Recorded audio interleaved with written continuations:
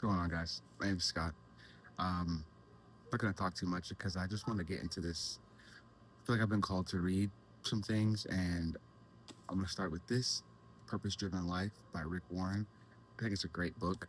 I'm not gonna read the whole thing, but just wanted to just highlight. This is literally just chapter one. I just wanted to go through this with you because a lot of the times I feel like we get stuck trying to figure out what we need to do in life. What's our purpose? What's the point of being here? And I think we get stuck because we're trying to figure it out with ourselves, right? We're trying to solve that problem. We are trying to fix things without seeking counsel. The Bible says the number one thing you need is wise counsel. You can't do things alone. Lean not to your own understanding, but follow the Lord. So, chapter one, it all starts with God.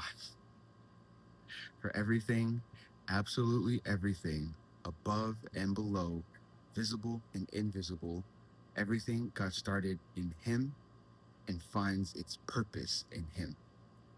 It's Colossians 1 and 16. It's not about you. The purpose of your life is far greater than your own personal fulfillment, your peace of mind, or even your happiness. It's far greater than your family, your career, or even your wildest dreams and ambitions. If you want to know why you're placed on this planet, you must begin with God.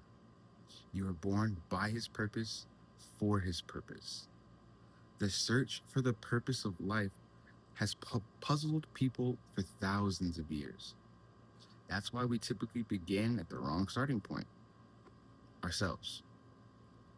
We ask self-centered questions like, what do I want to be? What should I be doing with my life? What are my goals, my ambitions, my dreams, or for my future? But focusing on ourselves will never reveal life's purposes. Love that.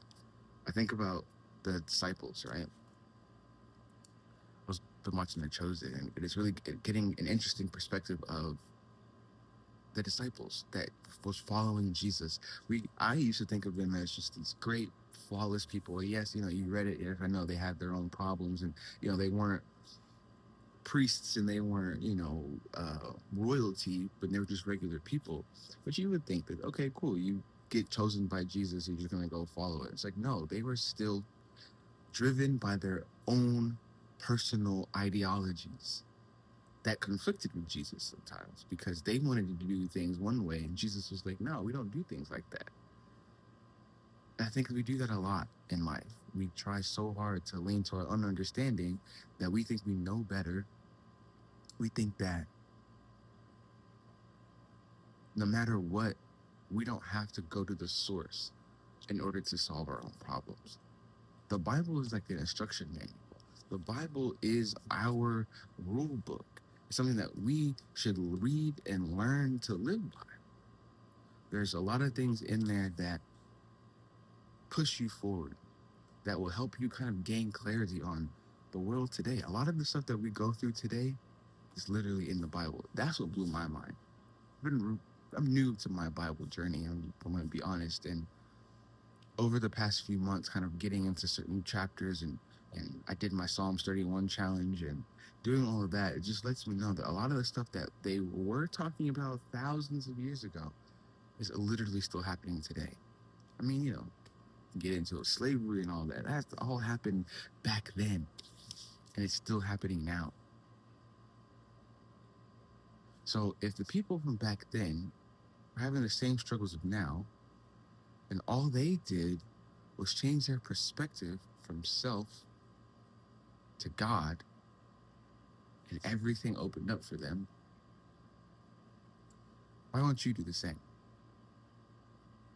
It's literally in the guide.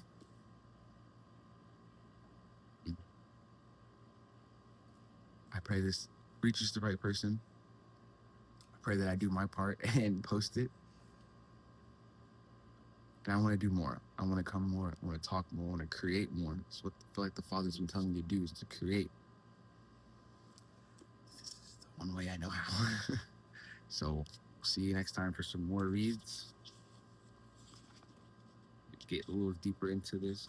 Maybe we do read a chapter at a time.